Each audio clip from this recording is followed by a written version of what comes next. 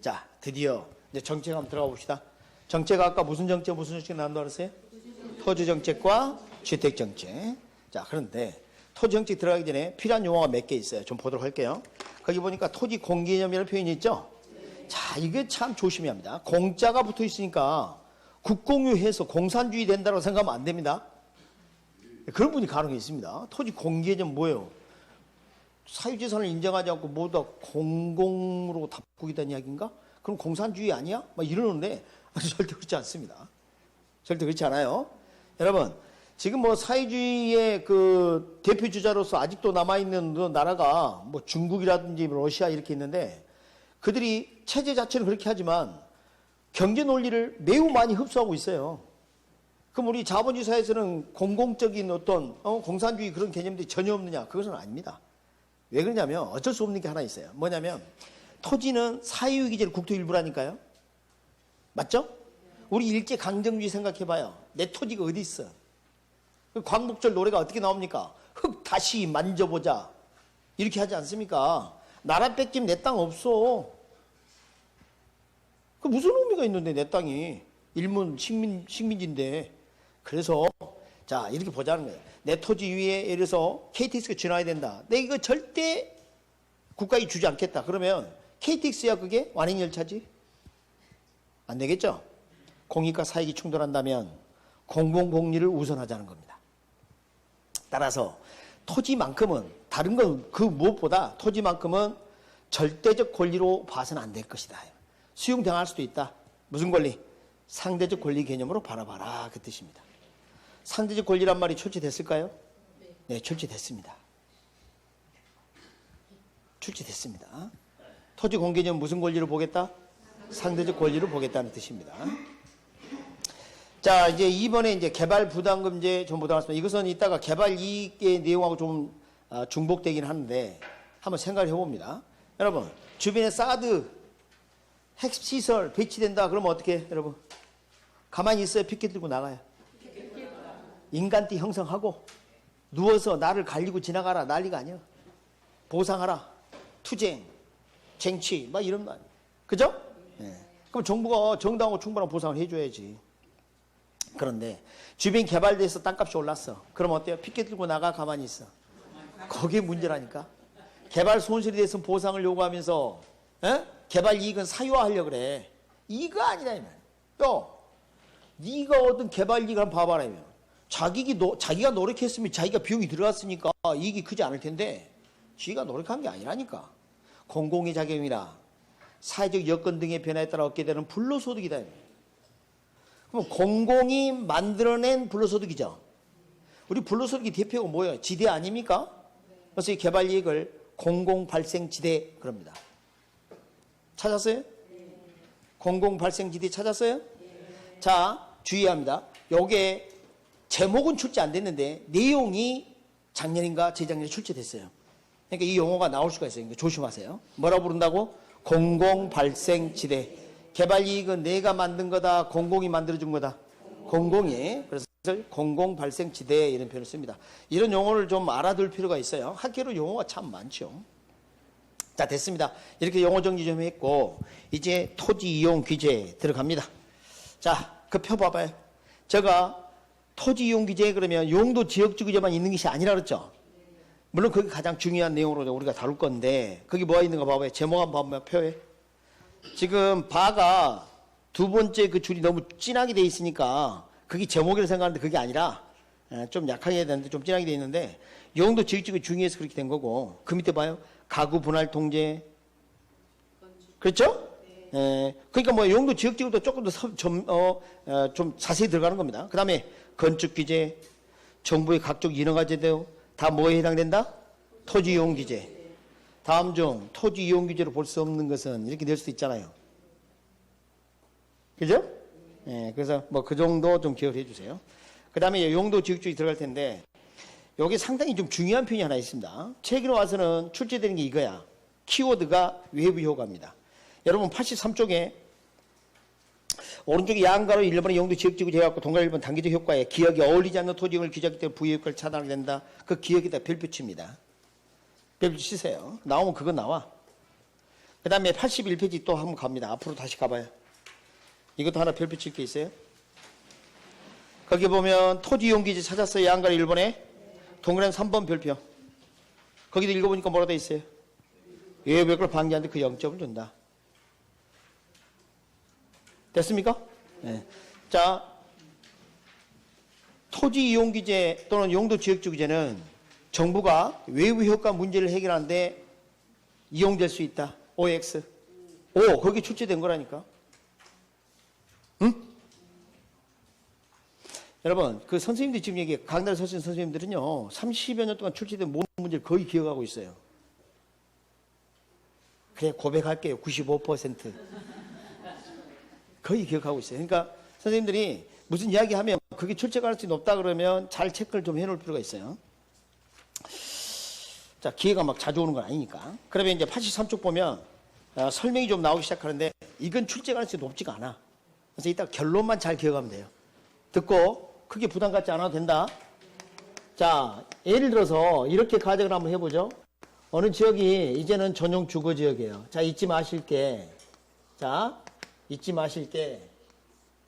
원래 용도 지역주거지 실시하고 있는데 또 용도 지역주거지 실시한다. 이런 내용이 아니라 대한민국에 이런 게 전혀 없었다가 이런 걸 시행하게 된다면 어떤 효과가 있을까? 그걸 묻는 것처럼 생각해야 돼요. 아시겠습니까? 다시 한번. 이게 요런 효과가 뭐가 있을까? 이거 물어본다는 이야기는 없었다가 처음에 생긴 다음에 어떤 효과일까? 이걸 물어보는 거지. 지금 하고 있는데 또 한 다음에 그걸 물을 일은 없다. 이해되셨죠? 네, 그래서 일단은 예전에는 말이지, 막 주택, 상가, 공장 막 난립해 있었습니다. 근데 어느 지역이 이제는 전용 주거지역이란 거 아니에요? 여러분, 전용 주거지역은 공장 등 들어올 수 없죠? 네. 그러면 어떤 일이 벌어지느냐? 쾌적한 주거 환경이 확보됩니다. 사람들이 여기 살게 되면 주택 가치가 하락할 위험도 적게 돼요. 그렇지 않겠어요? 그러면 주택에 대한 수요는 증가하게 됩니다. 증가. 그럼 어떤 일이 벌어지느냐? 이미 이렇게 부동산을 가지고 있는 자 있죠? 이런 지정을 하기 전에 이미 부동산을 가진 사람들이 있죠? 이런 사람은 뭐라 하냐면 before the fact라고 합니다. before the fact라는 것은 사건이 벌어지기 전에, 저런 지정이 일어나기 전에 가지고 있는 사람, 이 사람들을 사전적 독점이라고 그래요. 이미 토지를 장악하고 있는 이런 사람들, 부동산을 보유하고 있는 사람, 이런 사람을 뭐라 한다? 사전적 독점. 그럼 수요가 증가하게 되면 주택가격이나 토지가격이 상승하겠죠? 자, 원래 분양가격이 평당 1,000만 원이었는데 이제는 1,500만 원을 쳐봅시다. 그럼 500만큼 무슨 일이 생긴 거예요? 초과 이윤이 생긴 거예요. 자신이 노력한 대가보다 더 받을 수 있는 뭐가 생긴다고요? 초과 이윤. 이들은 초과 이윤이 생길 수 있다는 거예요. 가능하다 이 말이에요. 단계는 이런 문제가 생겨요. 그러니까 지역주거지가 문제점이 뭐냐? 일단은 유리한 지정을 받은 자가 단기 초과이윤을 얻을 수 있다는 겁니다. 전에 우리 단기 장기 배운 적이 있어요. 그때 제가 이런 사례를 썼습니다. 산 정상에 아이스크림 파는 사람 처음에는 비싸게 받아 먹을 수 있다 그랬죠. 그러나 그날 우연히 놀러 왔던 노숙자가 다음날 통 들고 올라온다 그랬죠. 장기가 되면 새로운 경쟁자 공급자가 진입해 오죠. 경쟁은 무엇을 소멸시킨다? 그 이야기 하는 거예요. 그 이야기. 그럼 장기는 경쟁이 나서 점점 초과이 사라지게 되는데 이렇게 합시다. 아이스크림 원가 변화 없다. 건축비 변화 없다. 오케이? 네, 그렇게 한번 가정해 봅시다. 건축비가 변화가 없는 이런 상황에서는 이럴 수가 있어요. 자, 장기는 단기를 포함하죠. 그래서 수요가 증가하고 나면 공급이 증가하되 딱 여기까지 증가할 가능성이 있어요. 다시 말하면 1000에서 1500가 올랐다가 다시 떨어진다는 거예요. 이렇게 거래량 늘고. 그러니까 여기에 이제 뭐냐면 비용 불변 산업이다 이렇게 표현합니다. 여러분, 비용은 생산 요소 가격, 생산비, 건축비 몰라도 돼요. 그 다음에 두 번째, 이런 경우가 있어요. 건축비가 상승하면 어떻게 돼요? 아이고, 이제 평당 건축비가 예전보다 200만 원 비싸졌어. 그럼 값이 떨어지더라도 1000만 원까지 떨어지면 안 되지. 이제는 1200만 원까지 떨어져야지. 더 떨어지면 안 되지. 그게 비용 증가 산업이에요. 안 나와요? 안 나와. 열심히 들었는데 안 나온다 하니까 갑자기 기운이 빠져요. 가슴을 쓸어내렸어요. 가슴을 쓸어내렸어요. 그러니까 그런다니까. 그런다니까. 그래서 지금 여기가 1000인데 원래 1500까지 올라갔다가 떨어져야 되는데 중간에서 멈춰버린 거야. 봐봐요. 공국세 여기서 멈춰버려. 여기서. 그럼 예전보다는 약간 비싸지겠죠? 여러분 1000에서 1200으로 이제 결론적으로 마지막 종착역에 도착했는데 이때는 200이 초과이윤이 아니야. 비용이 뭐해서? 증가해서 그렇다니까. 초과이윤 아니라니까.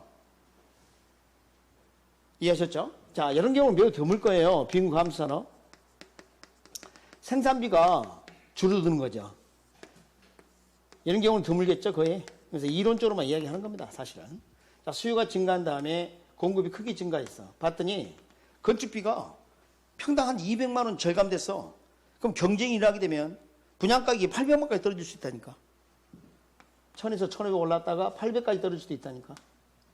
그게 뭐예요? 비용 감소 산업이에요. 자, 여러분, 저 비용은 생산비를 말해요. 잘 들어요? 장기에 생산비가 상승해서 분양가격이 비싸질 수도, 생산비가 하락해서 분양가격이 싸질 수도 있지만 경쟁을 통해서 초과이는 소멸됐다니까. 초과이는 없어. 비싸고 싼 것은 원가 때문이야. 됐어요? 네. 근데 안 나와. 뭐만 나오냐면 장기에는 초과인이 없다, 그것만 나와. 알았습니까? 다시 말하면 장기에는 나중에 뛰어든 공급자는 초과인을 얻을 수 있다, 없다? 없다. 그래서 영어로 뭐라니? 애프터 팩트라고 그래요. 사후적 독점이라고 그래요. 사후적 독점. 그럼 사후적 독점 문제를 일으킨다, 안 일으킨다? 안 일으킨다. 그 위치에 따른 이점이 가격이 다 반영이 돼서 초과인이 소멸되어 버렸기 때문에, 그래서 이런 사후적 독점은 문제를 일으키지 않아요. 사후적 독점 문제는 없어요. 문제가 생기지 않는다. 그 이점이 따른, 그 위치에 따른 이점이 다 가격이 반영이 돼서 다 끝나버렸으니까. 여기까지 됩니까? 요거 알 필요 없어요, 이거. 장기에는 경쟁력 초과인이 소멸된다. 값이 비싸고 싸고 한 것은 원가 때문이다, 이렇게 생각하시면 돼요. 이게 안 나와요, 이것은. 필요 없어요. 그러니까 우리가 이제 진짜 중요한 게 뭐예요? 초과이윤이 언제 생기냐면 단기에. 맞습니까? 예. 그러면 용도 지역주의 첫 번째 문제점 뭐예요? 사전적 독점이 문제다. 저를 봐요. 두 번째. 자, 두 번째. 속박된 지역과 그렇지 않는 지역 간의 형평성의 문제가 생길 수가 있어요. 자, 어떤 지역은 개발을 제한하고 여기는 개발을 허가하고, 그럼 여기는 개발 이익이 생기지만 여기는 개발을 제한하니까 열받는 거 아니에요? 형평성의 문제가 생길 수가 있죠. 물론 자, 여기를 그린벨트를 지정하면 녹지 공간이 후세대에게 그대로 물려줄 수 있는, 후세대에게 그런 장점은 있어요. 그러니까 이것은 세대 간의 형평성 이야기할 때는 그건 좀 좋아질 수 있어요. 더 높아진다. 재고는 끌어당겨서 올린다는 이야기야. 더 높인다. 네, 그래서 다시 생각한다가 아니고, 그래서 거기 한번 봐보도록 합니다. 어디 있어요? 83페이지 제일 하단에 용도 지역적 문제점 동그라미 1번 나와 있죠. 뭐라 되어 있어요? 지역 간의 형평성이 심각한 문제를 야기할 수 있지만 단 환경 보존으로 세대 간의 형평성은 제고된다. 그 제고는 더 높이다, 그 말이에요. 끌어올린다는 뜻이야. 제고가 더 높인다, 다시 생각한다 아니라니까. 어떤 분이 그러다 그때는 이야. 이가 아니고 다시 생각은 제고품 할 때도 그것도 이고, 그건 더 높인다 뜻이에요. 오타 아닙니다. 전에 출간을 그 출판사에 맡겼더니 직원이 이걸 써 이로 딱 바꿔놨더라고. 아주 충격받았습니다. 감히 저자의 책을 지가 막 단어를 바꿔버려. 그럼 바꿨으면 원래 저자한테 물어봐야 돼요. 이게 오타 맞습니까? 무슨 다른 뜻이 있는 거 아닙니까? 물어봐야지. 지가 뭔데 오타라고 바꿔. 그래가지고 난리 났어, 이거. 아니, 책은 이미 인쇄돼가지고 출판사에 갖고 서점이 다 깔렸는데 열 받아 안 받아? 가래 끌어버리지. 응? 그거 안 된 거지. 그래서 이거 아직도 그 생각이 나. 지금 10년 전 이야기인데, 이게 입니다. 요거하고 이거하고는 다른 뜻이 아니에요. 요거 재고 아니란 말이에요. 자, 그래서 이제 그거 좀 알아두시고, 그 다음에, 자, 기타 보겠습니다. 2번, 동아리 2번 뭐라 돼 있어요? 지나치게 경지. 이런 말 돼 있나요? 자, 넘겨봐요. 3번, 획일적 규제와 과잉 지정. 4번은 뭐라 돼 있어요? 신축성 있게 대응하지 못한 경우. 5번 또 뭐예요? 경직성. 그래서 결국은 이렇게 돼요. 획일성과 경직성이에요. 자, 일단 경직성 먼저 말씀드릴게요. 지역지구지를 한번 실시하게 되면 수십 년 동안 그 용도 지정이 쉽게 안 바뀌어. 근데 사회는 계속 변하죠. 그럼 그 여건에 맞게 이렇게 변화시켜줘야 되는데 그게 잘 안 된다 그 말이야.